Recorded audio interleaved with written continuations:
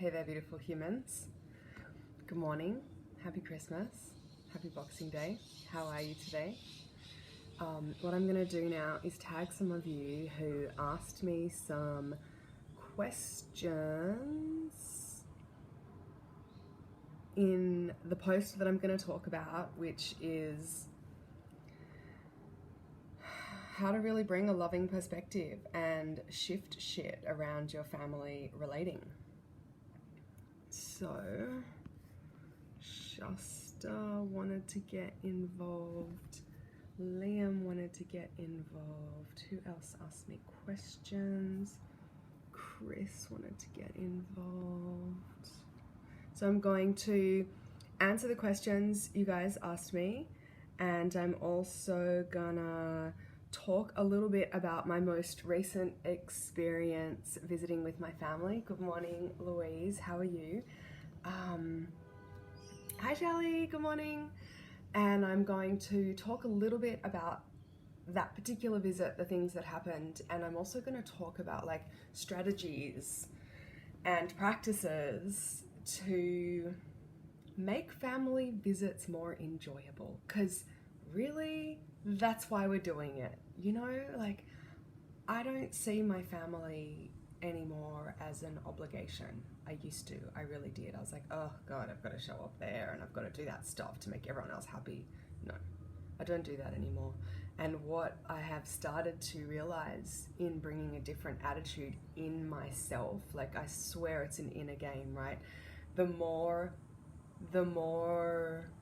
I can actually arrive somewhere with like an inner joy, an inner desire to be there. It's not something I can falsify, and I won't.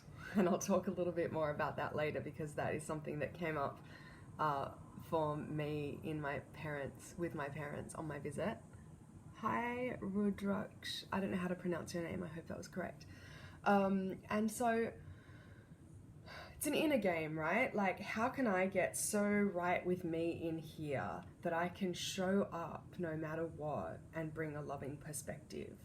And that doesn't mean I don't have boundaries or limits. In fact, those boundaries and limits are the things that protect my inner state, my sense of like blissfulness, my well-being for who I am and my energy. Boundaries and limits are a really important part of that. So there's a couple of, hey Scott, welcome. There is a couple of things that I want to talk about, and I wrote them down for you guys, because I wanted to like get super clear and like follow my own guidance here when I share this with you. So to me, the first step in like bringing a loving perspective to any interaction, any engagement with other humans, any place where like you know your patterns are going to get activated, you know, whether that's an ex-lover, an ex-partner, parents, kids, like anyone that you have repeated relating with that has a tendency to kind of derail or fall into the old pattern. You guys can let me know if you have situations like that, or if there are particular ones, if you guys want to state any particular patterns that you want me to talk about, or any interactions, you know, like I get mad at this person and then that happens. Please feel free to share, because it really helps me to like communicate in a way that you can hear it and that it's beneficial to you guys. So drop any questions that you have in the comments below. Either now in the live or later on, I'll answer them. So it's a practiced state, and what I mean by that is like having your own personal well-being practice that has you personally looking after your own energetic frequency, your own like emotional state and vibration. So that might be meditation, that might be orgasmic practice, that might be yoga, that might be journaling. Like we all have different ways to moderate and be in control of and care for our energetic state. It might be taking a bath, like whatever, or Tai Chi, or going for a walk, or working out, or swimming, like something that addresses your energetic and emotional state, that brings you back into alignment with feeling good, with knowing yourself. That's paramount. That's just like the foundation. That's just like level 1 requirement for feeling good, having a good life, like growing in your own personal like spiritual practice, and bringing like a loving perspective. So if you're not willing to commit to that base level, you might as well turn this video off now and probably leave the group, because everything else is dependent on that. Everything in personal growth, everything in changing your patterns, everything in growing yourself up emotionally to actually have a bigger bandwidth to learn to parent your parents. Basically, this is what this comes down to. So, and parenting yourself. So there's a way that having practices to adjust and moderate your energetic and emotional frequencies is just like the baseline standard. So I know this might even come across as like tough or whatever, but I'm okay with that. It is a new year for me and here, and things are going to go down differently. And I am really good with that. And this is part of some of the transmission that I want to really offer you, is after you know what your practice states are and you practice them.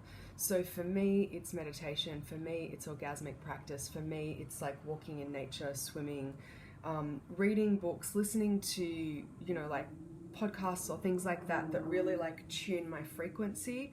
Been listening to a lot of Paul Selig at the moment. And it's really bringing me back to a frequency of connecting to like my own inner rightness, my own inner clarity. So that's an individual practice. I can't tell you what that is for you, and I never would assume to do that. But I will keep pointing you back to you, because that is, to me, the only path to go inside, to like get clear, so that when I come out, when I interact with others, I know who I am. I know how I feel. I know what I think. And I'm not available for anyone else trying to tell me what that is. And that's step 2. Know your limits, know your boundaries, know yourself. So that if someone else tries to tell you your reality, you have steps in place. So if you know that in your family relationships, someone starts talking about politics and then you guys get into arguments because you have differing perspectives on politics, it might be sensible for you to set limits around that. Like, I'm only willing to have a conversation about politics for 5 minutes. And after that, I'm going to excuse myself, go for a walk, change the subject, like whatever. You need to have a personal strategy for yourself for managing the things that you know will happen, right? Because that's the thing about patterns. We know they're going to happen. We know how they unfold. Part of this work is actually like putting attention on, where is that spot where the whole shit gets derailed? That's right, someone starts talking about politics, then they have a go at me because I have differing politics, and then they make some kind of like, what's the right word for this? You know, they'll make some kind of derogatory comment about that and then tell me I'm wrong because of that, and then I get triggered and I get defensive and I start attacking them on some other level, or whatever your personal pattern is around that, right? So you need to know your pattern, you need to know the relational game and dance that goes on. And when you know it, you can then implement limits and boundaries around those aspects that are the either escalator or the collapser of the energy, right? Where everyone suddenly turns into a 12-year-old, no matter their age or no matter their placement in the family dynamics. It basically is like a regression to like childhood emotional states. And everyone gets triggered, everyone gets pissed off, and then you've got to go through the whole up and down of the, you know, whatever the result is. It's either a silent treatment or an angry war or a, you know, bickering across, you know, this one's not talking to that one and then complaining to the others, whatever the dance is that you do, right? So how are you what limits are you going to set in place? So for me, the limits I set in place are, well, my boundaries first of all. Name calling ends conversations, and any like escalation to yelling ends conversations, and the consequence for that is like the end of the conversation. So a boundary has a consequence. A limit to me activates an interruption, like an informing someone that they're coming close to the limit. So some of my limits are nobody can tell me how I feel or what my reality is. And so for me, that sort of looks like someone coming out with like, why are you so angry? So that's a limit. That's when I install limits. Like, you know, I might say, actually, no, I'm not angry right now. If you know, this is an opportunity for more connection, right? So if I'm at if I have a lot of capacity there, I might turn it back on them and ask for some curiosity, you know, like, hey, what's going on for you that you think I'm angry? Because that doesn't actually fit for me. I don't feel angry right now. They might not have the capacity to have that level of conversation. And if they don't, it's sort of a place where I start installing, because that can often devolve into like a bit of a conversation around whether or not I'm angry, and they'll say stuff that probably will make me angry, and that's the paradox there, that level of interjection, that level of projection can create the situation, right? And so someone telling me that I'm angry might make me angry, but it's actually my job to be in moderation of my energy field, and that's where those foundational practices come in. Actually, I know my emotional state. They might be interpreting it as anger, but it's actually me like just holding a loving boundary. Most people who aren't used to receiving boundaries get offended or interpret them as not okay, like how dare you have a boundary, how dare you set limits for me, because they don't get to actually behave like a child and abuse you with their emotional energy when you set limits and boundaries. And most people react to that if they're not practiced at like holding themselves in containment around their emotions and projections. So setting limits, whatever that is for you, right? You have to know in advance, where are my limits? What are my boundaries and what are the consequences?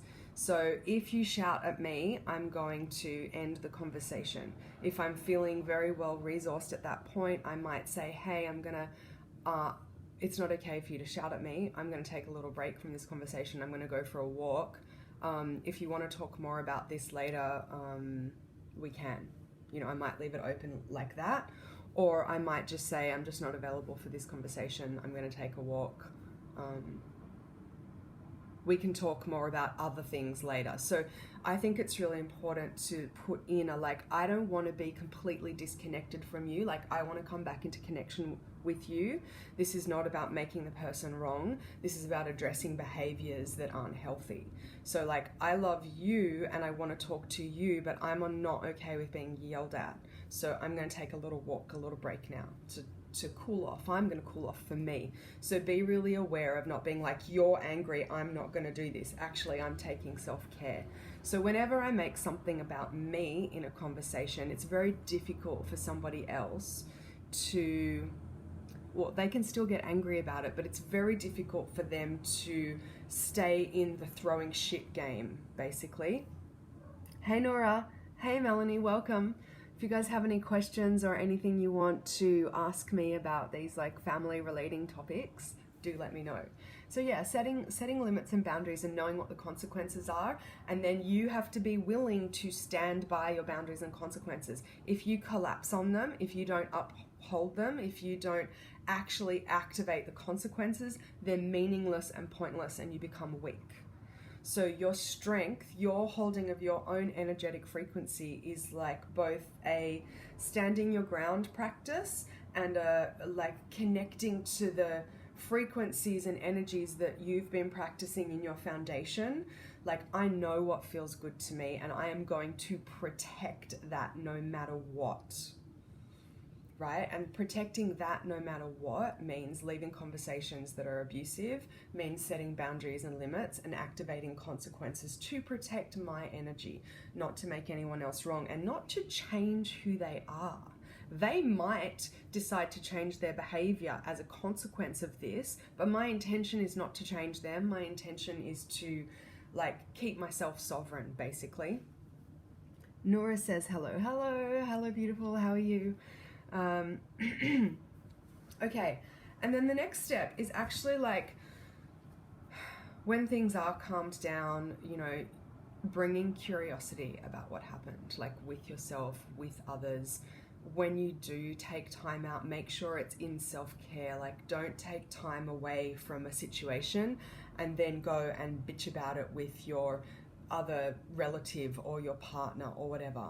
Like, really recognize that you are responsible in entirety for your energetic frequency. So if I come out of an interaction and I'm still carrying the energy of it, I might need to do something to move that energy. I might ask to be heard by someone else, like, hey, I really need to talk to you about this. And it might involve some complaint, but I'm really clear about I don't want that person who's hearing me to collude with me about that situation or energy, because that's like beating the drum of that frequency.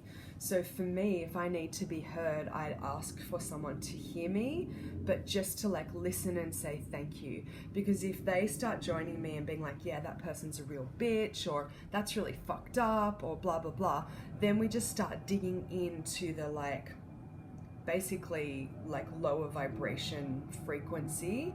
And then it just takes longer to clear, right? Because emotions really only last for 90 seconds. And if they're going in your system longer than that, it means you're adding like thoughts and momentum and stories and remember that time that they did it and they're always doing that and blah, blah, blah, blah, blah, right? You're just adding momentum and it just takes longer for the energy to move. So for me, my favorite practice is really writing it out. They said this, then that happened, I felt angry, and usually that brings me to the clarity of like, okay, like what could I have done differently? Not to try and change them, to actually even earlier interrupt the pattern of energy.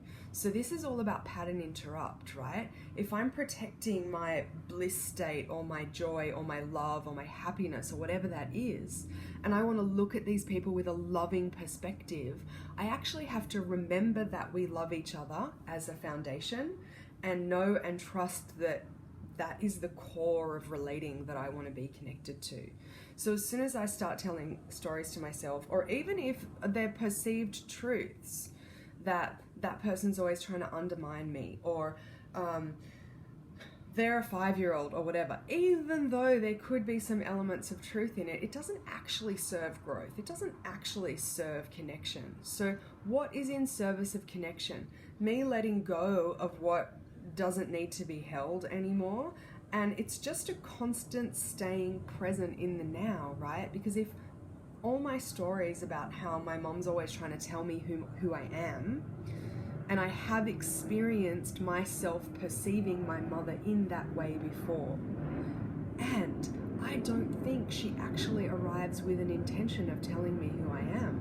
What I believe is that she has a particular flavor of vision of who she thinks my best self is, right? I really want you to hear that part. These people around us who love us and yet annoy us or whatever, they have their own vision of who they think we are and who they think the better version of us could be or would be in their ideal vision. And there's nothing wrong with that. So outside our control. And yet, the imperative, the higher order for me personally in my world is being connected to my higher vision of myself, who I want to be. That does not mean that I haven't ever behaved like an idiot before. I absolutely have. And if I can forgive those things, even if others haven't, I can hold myself in the highest esteem and act towards the person I want to be. So it doesn't matter if I've ever been angry or said the wrong thing before.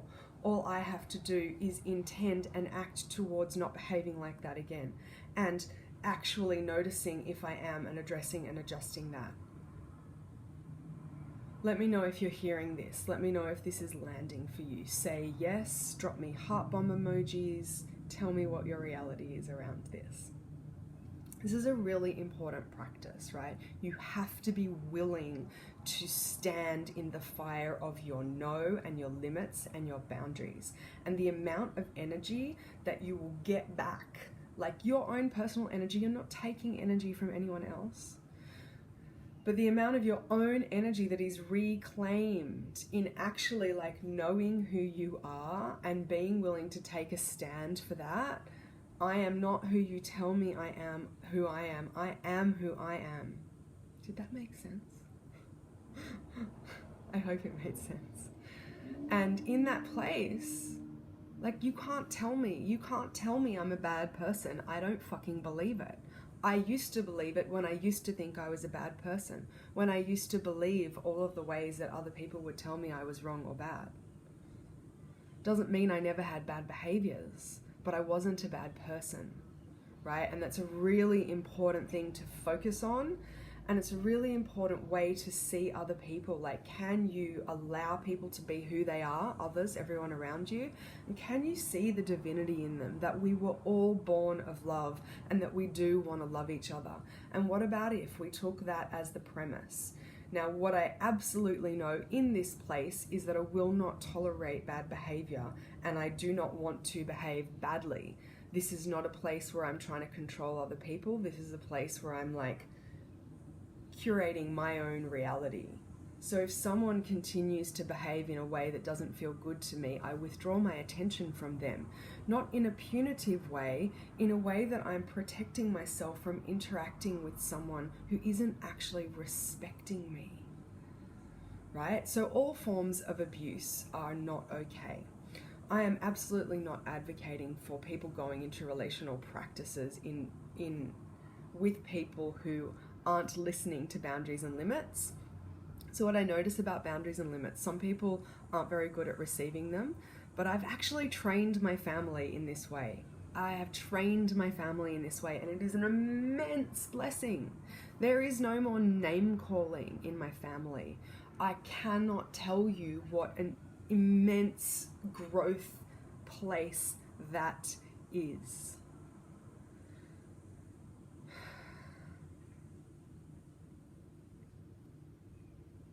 And I know that I have instigated that with my unwillingness to receive it and my firm boundaries around it, and the way I withdraw from conversation and the way I remove myself, like with love, you know, like I am coming back to connection with you, but I will not be called names. I will not do it. Doesn't mean I'm not tempted to, but me holding that frequency, I don't do it in partnerships. I don't do it in friendship. I just don't do it anymore, right? I'm absolutely unavailable for that frequency. That's any kind of like, you're an asshole, you're this, you're that. Like, that's trying to tell someone who they are. I'm a no for that, like, full stop. I'm willing to receive people's, like, offerings of guidance or like, I see you like this, or, you know, can you feel the difference?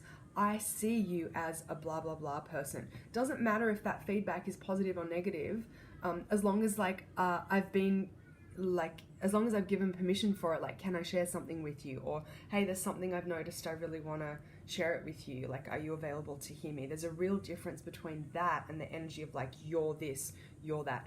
You know, can you feel that? Let me know if you feel that. Do you feel the difference? So in that place, like really knowing what you're available for and not is paramount, is absolutely imperative, and being willing to stand by that. Okay, going back to your questions now. I'm just going to see what I wrote here.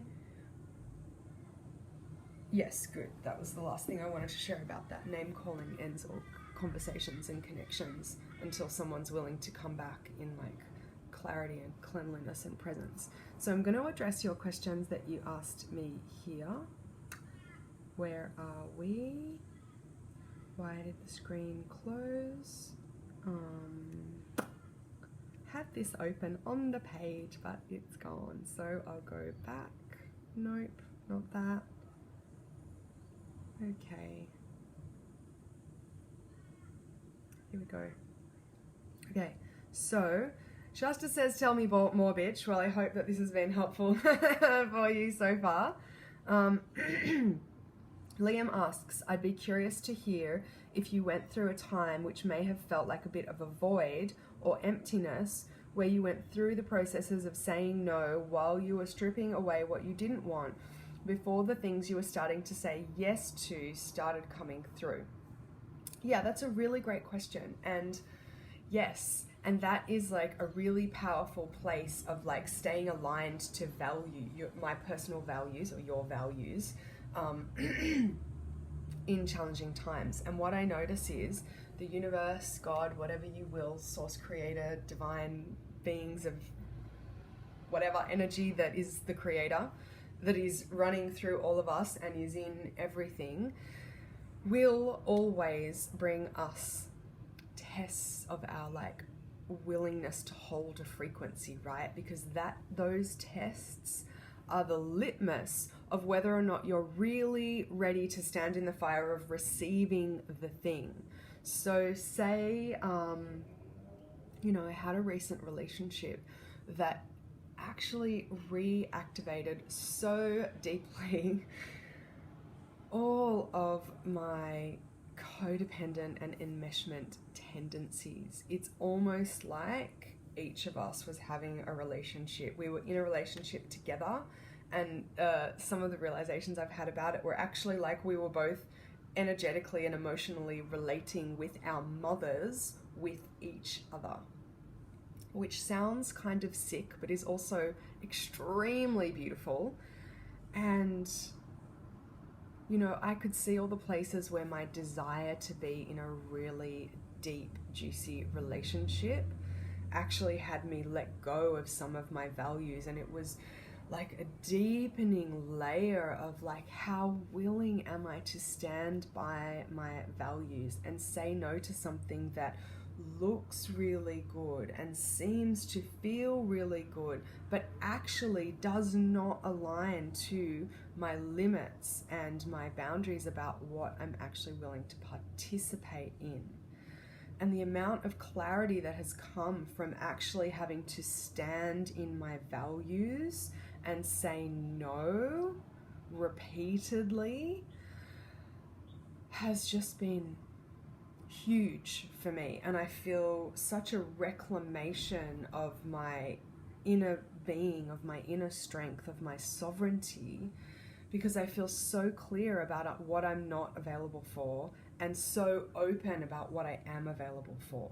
So that space of the void is yes, and it's like for being with all the parts of you that would like kill you or sacrifice you in that emptiness, the blackness, the darkness, is like all the parts that would take you down, collapse you, right, back into the murkiness. But I feel like it's my job to like hold those things and take them with me in my growth. I hope that answered your question. And let me just read it again and see if there's anything else I want to say about this. If I went through times when void and emptiness, yes, and it's challenging, and it to me is a place that calls me even deeper to my work. So what I've been doing since that relationship is a lot of belief work, is a lot of boundaries and limits work. So that's like either SLA kind of work or shadow kind of work, however you like to perceive it. It's basically looking at all the parts of me that would have me sacrifice and collapse into my old ways of being, instead of like upholding who I'm becoming and aligning myself to future self, to my values of who I want to be in the world, and leading by example for myself in that way. So even if something kind of looks good, like any kind of red flags or any kind of stuff that has me activated in my old ways, I'm addressing in myself and then setting boundaries with myself around it, limits with others, and it clarifies, like things go away there that are not in alignment, and you have to just be willing to stand in the fire of that. I don't know another way to do it, and if anyone else knows another way to do it, please tell me. Okay, what else have we got here? And the yeses that start coming through, take them, enjoy them, be with them, but also be really like, what is this word? Discerning, right? Because you'll start getting yeses. My experience, I started to get yeses that were like almost right. Oh, that has a good thing. Oh yeah, okay, I'll have that. Oh, but wait, at the tail end of that, there was another thing that I'm not okay with that. So I have to actually start to be willing to say discerning no's in the yeses, because to me that's like trust and faith that the fucking big yes, that the big desire is available to me. So I'm saying yes and I'm receiving, and then I'm discerning while I'm receiving. I'm a yes for that and I'm a no for that. I'm a yes for this and I'm a no for that part.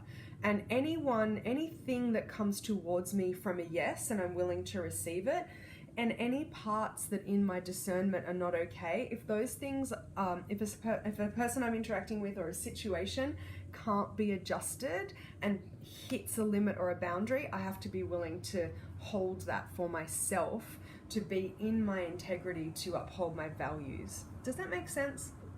Let me know if that makes sense. Okay. Chris asks, okay, so I'm going to read the post and then Chris's comment will make sense. I just had the most enlightening family visit of my whole life. It was like decades of the past alchemized. I slept, I swam, I loved, I breathed. I felt centered in my spine, immovable in myself. I saw us all through soft eyes, interwoven beautifully and divinely designed.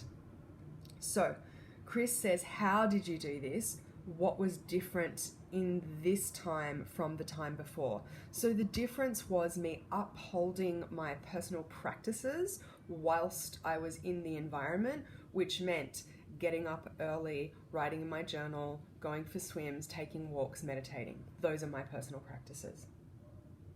And that's about me like claiming my frequency for me in the morning. My time in the morning is mine for me to nourish myself so that I can arrive to interactions full, right? Which means I have high capacity to handle whatever the patterns are that are going to arise, whatever the thing is that might offset me. You know, I've got a lot of elasticity in my energetic field to be loving, because to me it's my job to love on everyone around me in my family. That is my intention, to be that frequency no matter what, like what shows up in front of me with them.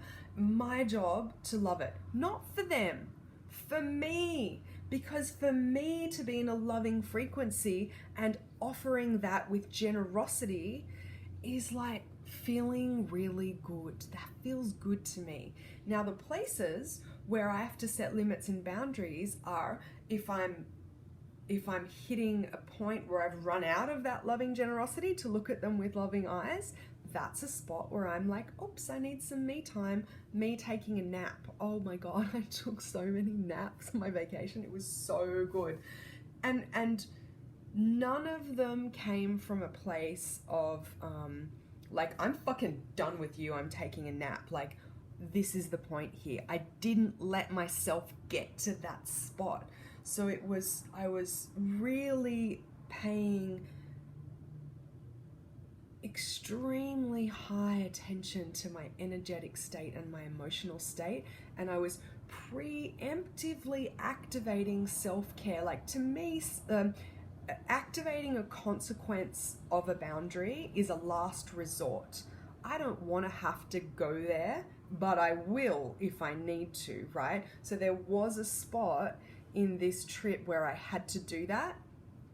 But what I know is that my practices that had me feeling resourced had me able to do that with a lot of love. You know, there was a point in which I was having a conversation with my mom and she was like really fired up about something, being super critical and judgmental about and about my behaviors, or her perception of my behaviors. And she had worked herself up into a bit of a state about it, that she had made a decision, or her perception had decided, whatever, that I didn't want to be there. And I imagine that this possibly was in response to me taking a lot of me time on the trip. And there's a way that my behaviors were actually very innocuous, as in I didn't actually do anything wrong. So she was like looking for a place to pin how she was feeling, her inner state, onto me. And the place she had decided to pin it was I had come out of my room, and I don't actually know what the look on my face was at that time, but she had decided that that look on my face was offensive.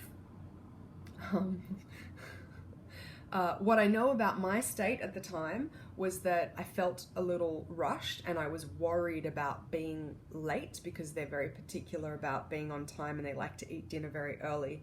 And so I was personally rushed to show up on time for them. And so I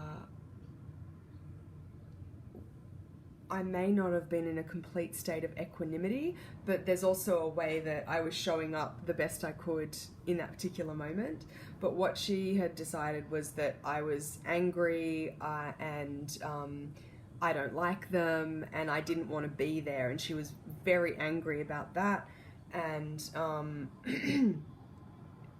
was trying to say that, why did I even come? She gets this real like, why did you even come? You don't even want to be here kind of energy. And to me, I had to set some boundaries and limits around that. And one of my limits is, you don't get to tell me how I'm feeling. If you want to make inquiries about how I'm feeling, I'm open to receive that, but I'm not willing for you to tell me my reality around that.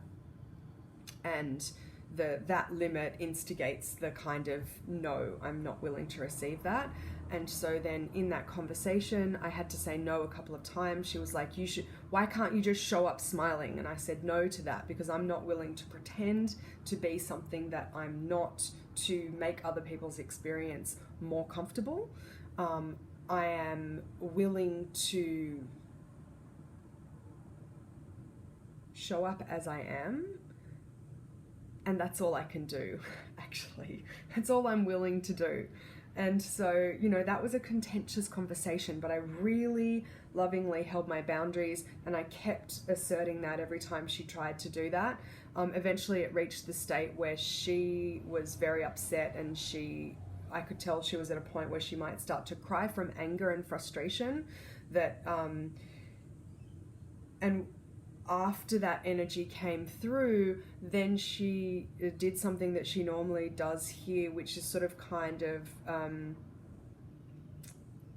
try to influence me to do what she wants with her emotion. So as in like, well, I'm really upset about this. This makes me feel really upset, and I don't like her to feel upset. She knows that. But that's okay. Like, it's like, I don't like her to be upset, but I'm willing to receive it, right? And this is the difference. Yeah, if I'm willing to receive it, I can like hold like attention on her and love her there, and still hold my boundaries. So in that place where I was willing to receive her being upset, but not willing to be moved from my center with that, that's power to me. That's my sovereignty and power. I'm not being mean to her. I'm not dismissing her. I'm not discounting how she feels. I feel so much compassion and empathy for how she feels, but I'm unwilling to have my reality influenced by that. And that's something that is a massive place of growth for me, especially around my family. I spent most of my life being told who I needed to be to please others, and just not doing it anymore. And so, she actually said she didn't want to talk about it anymore. And to me, that's beautiful. And I absolutely respected that. And we ended the conversation there, because I want to be in, and it was very tempting to try and to keep going there, but I didn't. And I didn't want to, because I actually want to like set an example for respecting other people's boundaries in the same way that I want my boundaries to be respected. So, she said to me, you have to go now. And I said, okay, but I just want you to know that I want to talk to you later. Like, I'm going to go to the beach for a walk. I want to see you later. And she said yes, she agreed. So that's a really important part of this like relational dance about setting boundaries, is like, especially if it's someone you want to continue to relate with, is if you really do want to continue to relate, to agree to come back into clean connection afterwards. Louise says, I have a question. When I feel someone making me responsible for their feelings, do I address it because I intuit what is happening, or is it that person's responsibility to address it? Because they won't address it, they will be passive aggressive and in denial. So then that is work for me to maintain my center in the face of that energy directed at me.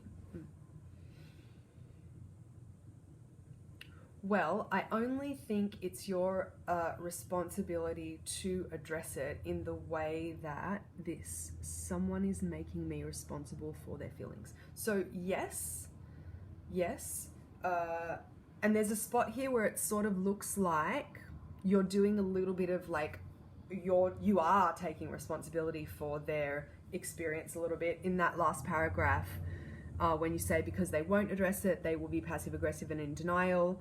Then it's work for me to maintain my center in the face of that energy directed at me. So in that spot, you're not setting clear enough boundaries and limits, because if you were, you wouldn't have to be doing the work, and it's not your job to do the work.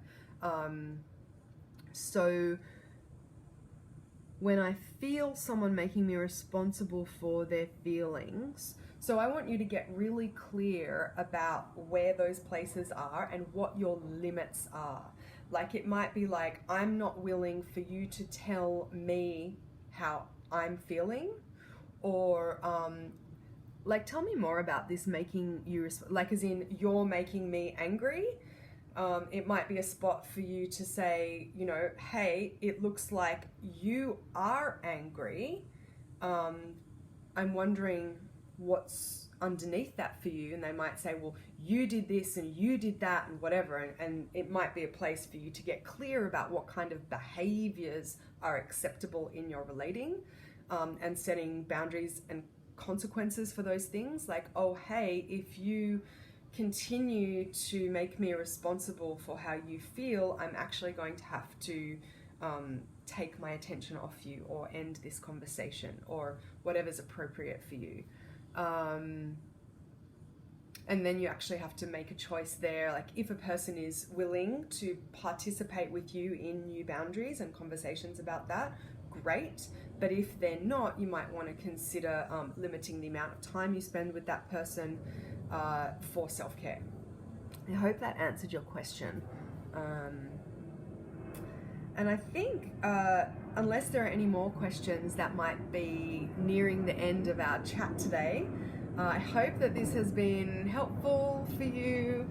I'd love to hear about your experiences, or if you're activating these kind of practices in your relating, how it's going.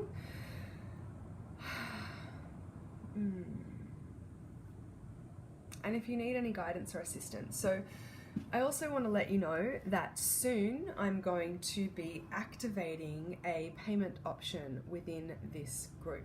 So that means that this will start to become a subscription-based group. There's hundreds of hours of video content and teaching. I'm actually going to start operating into teaching modules for this kind of work. And this kind of work is getting clear about your sovereignty, about your energy, about your emotions, and really acting towards like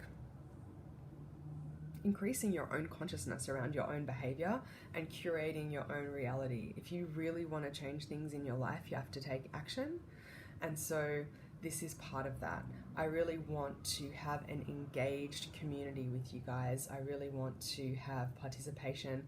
I notice there's places where I want to give more, and I want to have the feeling that it is a mutually beneficial, energetic exchange.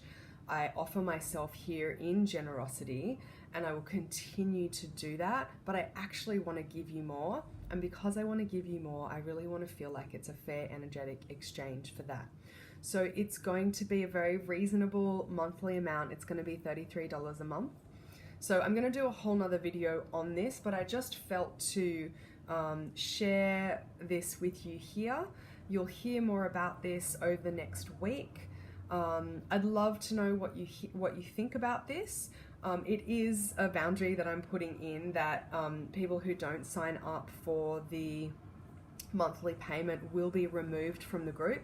But don't worry, you can always follow me on my public Facebook page at Nikki Carla Aloha. I offer plenty of free content there. I do about 5 videos a week on my free page.